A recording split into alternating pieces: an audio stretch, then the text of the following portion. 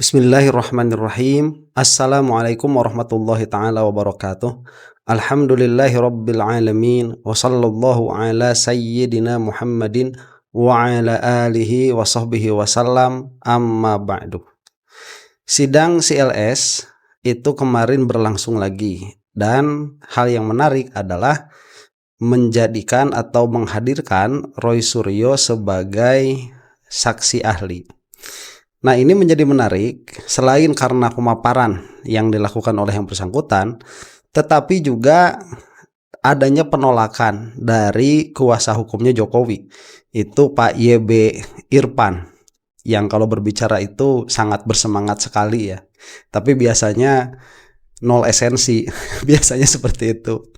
Makanya berita-berita pembicaraan YB Irfan di media itu kan marah-marah ya, membentak wartawan, kemudian menyela saat ada pertanyaan dari pemohon ya, dan lain sebagainya. Nah, itu sering terjadi. Yang mana sekarang ini kita menjadi melihat ya bahwa memang ada kepanikan secara hukum ya, karena mungkin dan mudah-mudahan saja sidang CLS ini hakimnya tidak terbeli sebagaimana kemarin waktu sidang KIP kan bagus sekali para hakimnya itu menghukum dengan fakta persidangan, kemudian pertanyaan-pertanyaannya itu tajam, itu sangat baik sekali. Dan kalau ini sampai terjadi di persidangan CLS, saya rasa masalahnya akan sama terhadap kubunya Jokowi. Mereka akan kalah juga. Bagaimana tidak begitu ya, saksi-saksi yang dihadirkan oleh mereka saling bertentangan. Kemudian banyaklah hal-hal yang menunjukkan akan kalahnya Jokowi pada persidangan kali ini. Nah, yang akan kita saksikan di sini adalah bagaimana YB Irfan ternyata lupa mungkin dia itu sama penolakannya sendiri. Karena ada serangan ya, pertanyaan terhadap Roy Suryo sebagai saksi, tapi Roy Suryo itu bagus sekali menjawabnya. Ini kita akan saksikan ya, kita akan melihat 3 video nih kalau sampai selesai ini. Yang pertama tanya jawabnya ya, yang sangat krusial ini antara YB Irfan dengan Roy Suryo. Kemudian akan ada reaksi dari YB Irfan sebagai kuasa hukum Jokowi atas persidangan yang telah berlangsung. Kemudian nanti kita akan melihat informasi apa saja yang diceritakan oleh Roy Suryo di dalam persidangan. Kalau sampai sempat, kita akan saksikan dulu ini skakmatnya Roy Suryo terhadap YB Irfan. Kalau saya memperhatikan atas kesimpulan saudara memberikan kesimpulan bahwa skripsi tidak diuji sama dengan tidak lulus. Dengan kemudian ijazah 99,9% adalah palsu.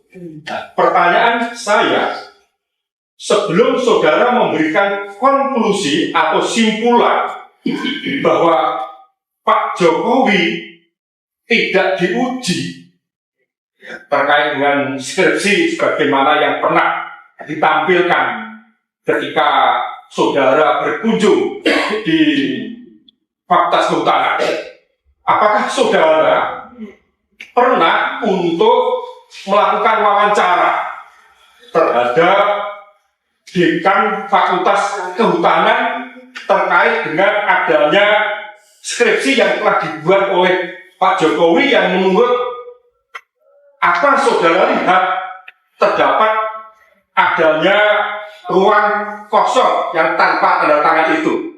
Apakah hal itu pernah saudara melakukan wawancara terhadap dekan Fakultas Kehutanan atau siapa yang silakan saudara Ali? Terima kasih sebelumnya tergugat. Izin majelis, saya baru pertama kali ini mengalami, karena saya sudah ratusan kali mengalami sebagai ahli, dan hanya beberapa di antaranya pihak yang tergugat atau pihak yang penuntut umum. Kalau sepanjang pengetahuan saya, kalau yang bersangkutan menyatakan keberatan atas kehadiran saya dan kemudian memberikan contoh kepada majelis, jadi ini kami keberatan, tolong dicatat. Apa maksud pertanyaan ini? Bapak kan keberatan dengan kehadiran saya. Kalau Bapak masih menanyakan kepada saya, apa gunanya jawaban saya? Bapak kan keberatan. Saya jelek-jelek begini sudah sering hadir di persidangan. Jadi kalau keberatan, ya saya juga otomatis keberatan untuk menjalani. Skakmat ya.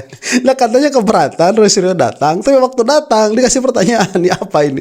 Ini tidak konsisten dengan prinsip awal yang ya, biasa termul seperti itu ya. Mereka itu memang jarang konsisten, atau kita katakanlah saking jarangnya mereka itu tidak pernah konsisten pada termul itu. Jadi mereka itu menabrak perkataan mereka sendiri, atau mereka itu menabrak keyakinan mereka sendiri. Dan ini kita yang melihat dari luar harus sudah terbiasa ya dengan kelakuan termul seperti itu. Nah ini mah bukan termul sih, pengacaranya Jokowi. Ya, termul bayaran. Karena memang jadi termul karena dibayar. Kalau tidak dibayar saya tidak tahu. YB Irfan ini akan di mana posisinya? Terima kasih. Ini bagus sekali jawabannya. Karena Andi tidak bersedia untuk menjawab atas pertanyaan yang kami sampaikan, maka kami pun tidak akan menyampaikan pertanyaan atau minta pendapat, melainkan kami tetap menolak atas kehadiran Andi dan menyatakan menolak atas segala keterangan yang disampaikan di persidangan. Terima kasih. Ini kasihan muka-mukanya itu. Ini muka-mukanya kasihan, merenung mereka itu. Ya malah ditolak kok, malah pertanyakan. Ya karena saksi tidak berkenan menjawab pertanyaan kami. Loh, bukan Roy Suryo tidak berkenan menjawab pertanyaan Anda. Anda dari awal sudah menolak kedatangan Roy Suryo sebagai ahli. Karena itulah konsekuensinya, ya tidak bisa ditanya. Itu bagus sekali. Jadi memang ini menunjukkan ya pengalaman Roy Suryo kalau dikatakan tadi sudah ratusan kali datang sebagai saksi ke pengadilan. Entahlah angka itu betul atau tidaknya. Tetapi pengalaman Roy Suryo datang ke pengadilan sebagai saksi ahli itu terlihat ya dari apa gestur ini ya. Kita lanjutkan nih tanggapannya. Baik, selamat siang saya ucapkan buat teman-teman semuanya untuk sidang hari ini dengan agenda pihak penggugat menghadirkan keterangan ahli.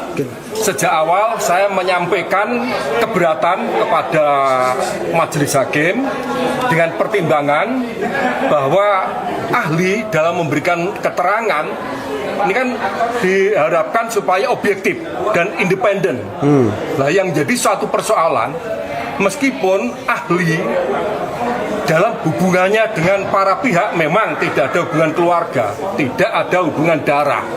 Akan tetapi, saudara-saudara sendiri mengetahui bahwa Bapak Roy Suryo dan Resmond Sianipar berkenaan dengan laporan mengenai dugaan fitnah yang ditujukan kepada Pak Jokowi mengenai ijazah palsu di Polda Metro ini kan telah ditetapkan status sebagai tersangka. Sedangkan gugatan CLS yang diajukan oleh top-topan hakim melalui kuasa hukumnya Bapak Muhammad Taufik dan kawan-kawan, kalau perhatikan dari segi posita gugatan, lingkupnya ini kan juga terkait dengan masalah ijazah yang saat ini sedang menjadi perkara di Polda Metro Jaya. Oke, sebentar ya, coba ini argumennya nih. Karena Roy Suryo itu sedang bersengketa dengan Jokowi, maka yang bersangkutan ini yaitu Roy Suryo tidak independen dan tidak adil lah begitu ya untuk dijadikan sebagai saksi ahli. Ini saya bingung kalau argumennya seperti ini dengan alasan bahwa apa yang diajukan di CLS itu sama-sama permasalahan ijazah dengan apa yang dilaporkan kepada Polda Metro. Nah ini si Termul mah nggak pernah ajak di dalam berkata-kata itu.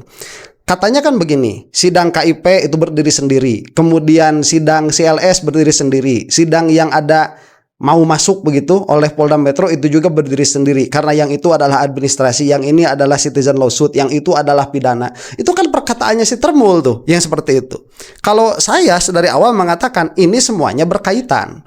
Nah, tatkala ini semuanya berkaitan, maka satu fakta dengan fakta yang lain ini saling berkaitan minimalnya pada pandangan publik, pada pandangan kita. Karena kita tidak akan bisa membedakan permasalahan yang sama begitu. Itu kan logika persidangan, bisa jadi itu berbeda-beda, dan logika persidangan ini yang dikatakan berbeda-beda itu sudah diambil sama Termul. Tapi sekarang tatkala Roy Suryo itu memberatkan Jokowi di persidangan secara hukum, kuasa hukumnya Jokowi tidak mau mengakui Roy Suryo sebagai saksi karena dipandang tidak independen dan memiliki konflik of interest karena ada persidangan yang sedang berlangsung.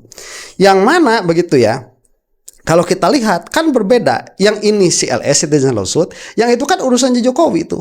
Apa? Pidana delik aduan, yang mana itu bisa kita katakan bahwa materi yang diujikan itu berbeda karena di dalam persidangan yang ada di Polda Metro itu bukan permasalahan ijazah, itu adalah permasalahan pencemaran nama baik.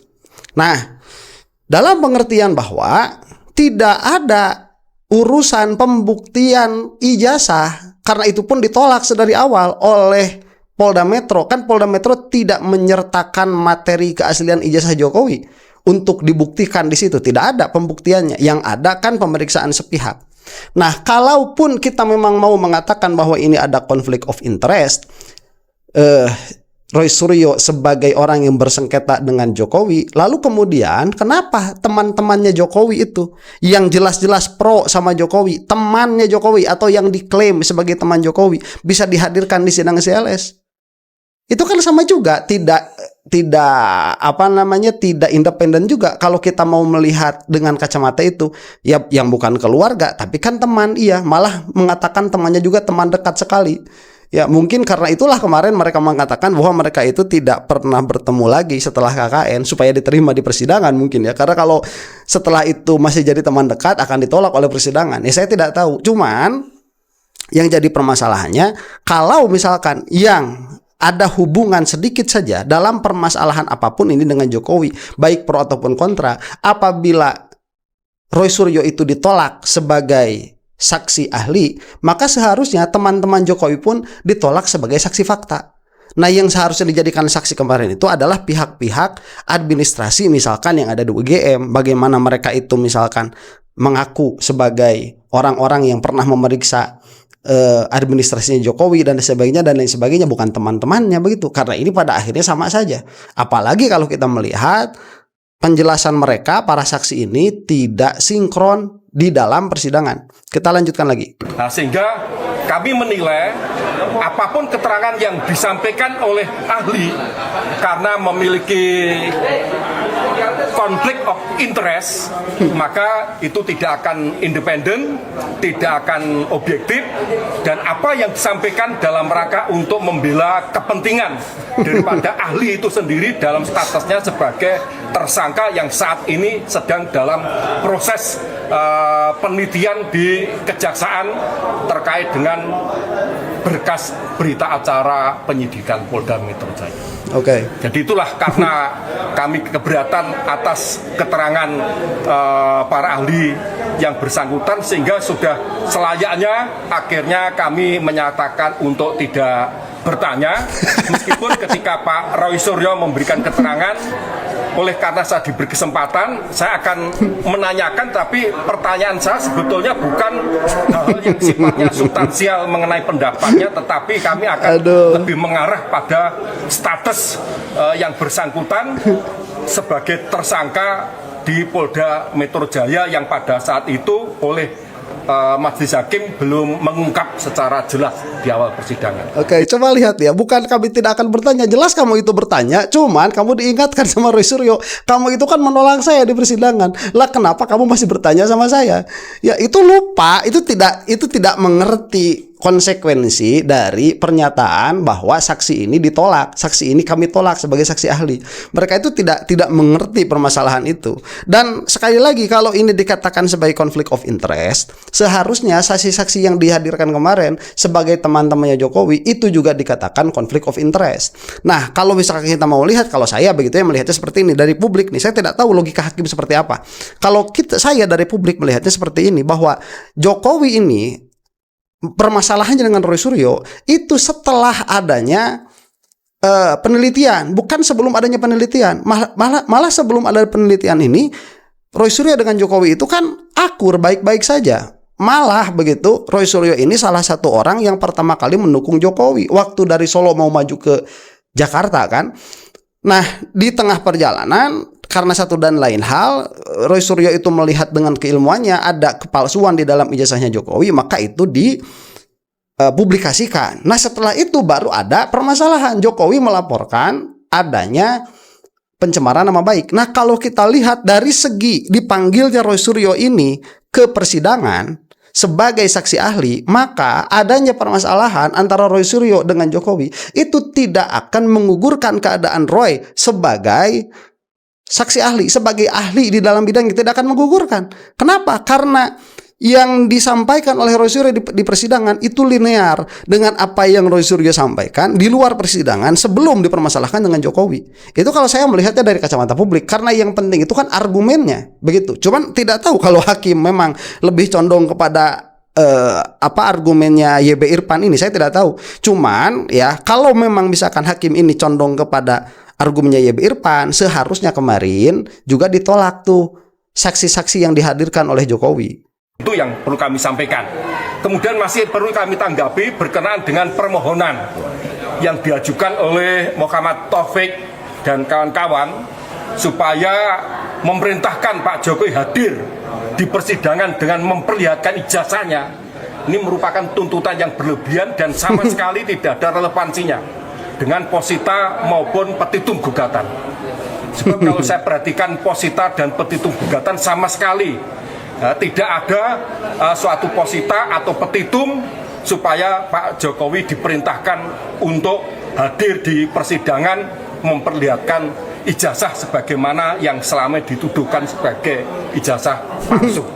Sementara meskipun itu tidak ada dalam tuntutan awal posita atau petitumnya, tetapi dinamika persidangan memungkinkan untuk meminta hal itu, karena pada akhirnya ya apabila tidak dihadirkan, apabila hakim ini tidak menghadirkan Jokowi untuk memperlihatkan ijazahnya, itu akan menjadikan hasil persidangan ini tetap pada keadaan tanda tanya, baik pada akhirnya nanti hakim ini memenangkan pihak pemohon atau memenangkan pihak termohon.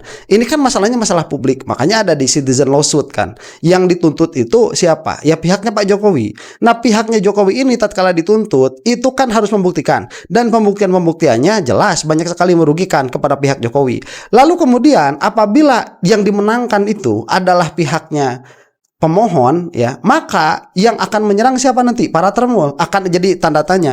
Apabila yang dimenangkan itu para termohon, oh jelas ini akan menjadi masalah besar bagi pemohon karena fakta-fakta persidangan menyatakan sebaliknya. Nah, kalau misalkan sekarang hakim itu memanggil Jokowi untuk mengeluarkan ijazahnya di hadapan persidangan, itu akan lebih dapat diterima begitu. Karena kalau misalkan ada ya ada, kalau nggak ada ya nggak ada. Itu kan selesai dalam sidang CLS ini. Kan bukan dalam permasalahan palsu atau tidak ini. Ini dalam permasalahan Jokowi tidak mau menunjukkan ijazahnya, yang mana yang bersangkutan ini adalah pejabat publik. Itu makanya dilakukan citizen lawsuit, dan sangat relevan sekali dengan substansi permasalahan apabila Jokowi ini dipinta oleh hakim untuk menghadirkan ijazahnya di persidangan. Ini sangat bagus sekali, saya kira begitu.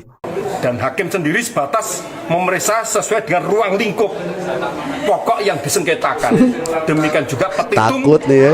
Tentu saja juga tidak melampaui apa yang dituntut oleh pihak penggugat. Itu yang perlu kami sampaikan, teman-teman.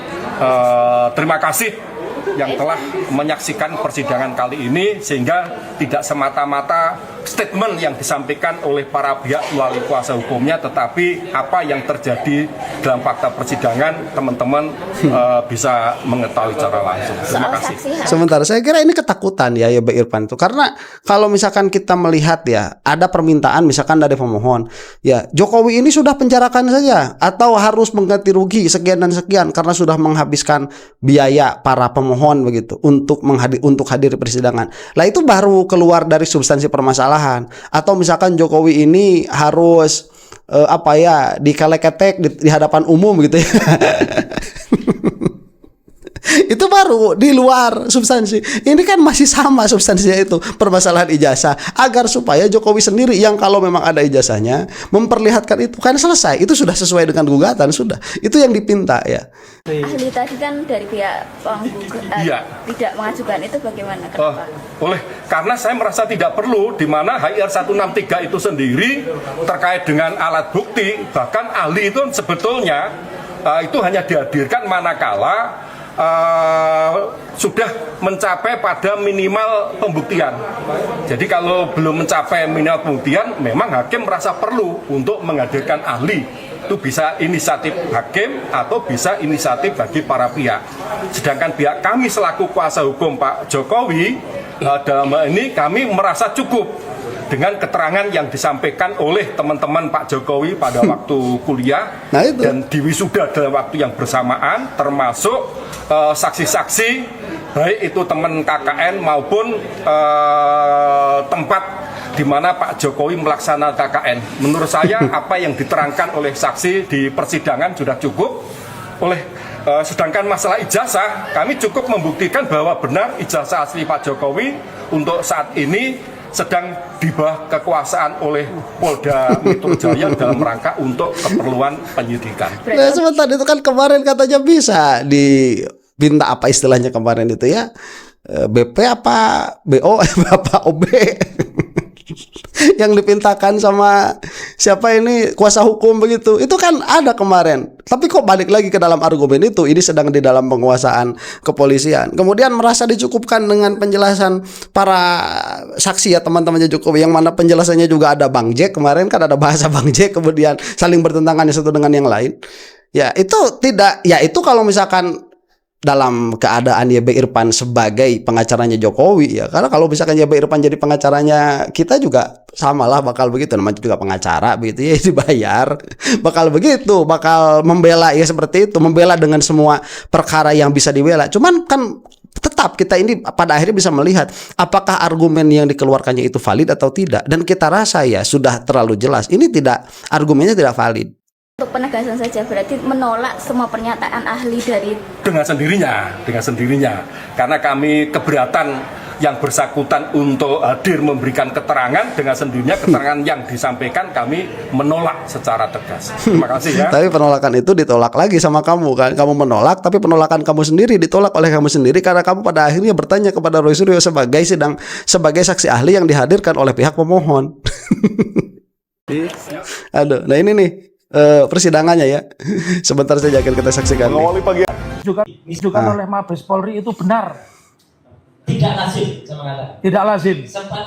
Sependek pengetahuan saya, Mas Riz, kalau ada bukti, misalnya ada handphone menggunakan, handphonenya dihadirkan, bukan hanya print outnya, handphonenya dihadirkan. Ijazah ini harusnya milik almarhum Bambang Budiarto dihadirkan, tapi karena itu pernah dihadirkan oleh adiknya langsung Pak Rosito dan seizin yang bersangkutan, saya pun sudah menunjukkan karena dulu pernah dihadirkan. Nah, harusnya ijazah yang disebut ijazah Joko Widodo tadi harus ada di depan kita. Saya pernah mendengar ada sekitar 709 dokumen. Ya. Tapi hanya mendengar. Pertanyaan saya selanjutnya, tadi kan saudara mengatakan 709 dokumen. Sebentar ya, itu tadi bagus sekali bahasanya. Yang aneh itu kan pihak Jokowi itu mengeluarkan semua perkara kecuali ijazahnya. Teman-temannya diundang dan sebagainya. Padahal kalau ijazahnya dikeluarkan selesai. Jadi semua dikeluarin tuh kecuali ijazahnya. Padahal orang lain yang punya ijazah tidak sesulit itu untuk mengeluarkannya di hadapan persidangan sekalipun. Apakah di antara 709 itu satu pernah diperlihatkan kepada saudara? Belum ada satupun yang pernah diperlihatkan. Belum pernah diperlihatkan kepada saudara. Saudara kan ahli ya. Artinya... Nah sebentar, ini juga bagus dalam keadaan Roy sebagai ahli. Ini kan CLS itu gugatan karena Jokowi tidak mau memperlihatkan ijazahnya tuh. Digugatlah ke CLS. Sekarang ya Roy Suryo sebagai pihak yang memang ada di dalam permasalahan ijazah ini, bahkan oleh kepolisian pun dari 709 katanya dokumen yang menguatkan adanya ijazah Jokowi itu tidak satupun diperlihatkan. Pada akhirnya kan sama saja. Ini pada akhirnya membuktikan di hadapan persidangan bahwa Jokowi itu menyembunyikan ijazahnya, dan pihak-pihak yang mengklaim ijazahnya Jokowi itu palsu, mereka pun menyembunyikan fakta-fakta yang mereka itu klaim ada untuk ditunjukkan kepada publik, dalam keadaan Jokowi itu sebagai pejabat publik, dalam keadaan dokumen-dokumen yang bersangkutan itu adalah dokumen publik sebagaimana dikatakan oleh KIP kemarin. Nah, ini kan kita harus menggugat kepada pengadilan ya, citizen lawsuit tuh. Ini adalah tuntutan dari masyarakat. Lah kok begini keadaannya? Itu cocok sekali, bagus sekali. Duduk di kursi, di depan hakim, di depan penggugat, depan jaksa, depan siapapun itu pernah. Ya, saya ingin tanya, kaitannya dengan 709 alat bukti itu, menurut pendapat saudara sebagai ahli, bagaimana yang sebenarnya menguji bukti forensik dalam kapasitas keahlian saudara itu? Apakah cukup cerita 709 ini benar ataukah harus dibawa ke persidangan menurut ahli? Sangat tidak cukup kalau hanya dinarasikan. Terus? Harus dibawa ke persidangan dan bahkan sebelumnya diuji. Nah, seperti yang saya melakukan pada ijazah nomor 115 Pronojiwo, 116 almarhum Hari Mulyono, 117 Trimurti Ningsih. Jadi diuji dulu masing-masing otentifikasinya. Saya tidak perlu kemudian pertanyakan langsung karena itu masing-masing Pronojiwo itu mengupload sendiri. Orang yang mengupload sendiri ijazahnya sendiri, masa kita bantah? Ya. Bukan asli dia. Trimurti Ningsih demikian. Almarhum Hari Mulyono, fotokopi ijazahnya ditunjukkan oleh Pak Sigit Sunarta bersamaan dengan dia menunjukkan fotokopi ijazahnya yang disebut Joko Widodo. Jadi artinya 3 itu sudah diuji dulu otentifikasinya, baru kemudian diuji identifikasinya, komparasinya, 700 sekian dokumen itu diuji masing-masing autentifikasinya benar tidak, itu otentik tidak. Bukti-bukti yang ada di KPU pun, izin majelis dan juga Pak penuntut, tidak pernah juga diuji karena harusnya mereka diuji di ANRI, Arsip Nasional Republik Indonesia. Nah, betul. Menurut persidangan yang saya ikuti di KIP dan saya pernah menjadi ahli juga di KIP, mereka tidak pernah melakukan itu. Jadi mereka itu hanya melakukan yang namanya verifikasi. Verifikasi harusnya ijazah aslinya dibawa dibandingkan. Itu pun tidak pernah dilakukan. Jadi hanya melihat ada fotokopi, ada capnya, ya sudah. Inilah yang kemudian menjadi pertanyaan. Jadi pertanyaan penuntut adalah harusnya 709 bukti itu dihadirkan di persidangan dan bisa diperiksa bersama-sama atau diperiksa oleh laboratorium forensik. Bahkan kalau kami menuntut laboratorium forensiknya juga harus laboratorium forensik yang independen. Oke, nah sebentar ya. Ini kita berbicara dalam keadaan polisi kan tidak normal nih. Atau mungkin normalnya polisi memang kayak sekarang. Maksud saya kepolisian Polda Metro.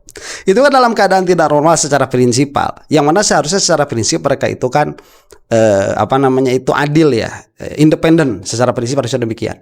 Cuman dalam permasalahan ini kita tidak bisa melihat itu independen karena Kapolrinya pun ini masalah besar. Kapolrinya pun adalah orangnya Jokowi. Jadi kita tidak bisa melihat kepolisian ini independen.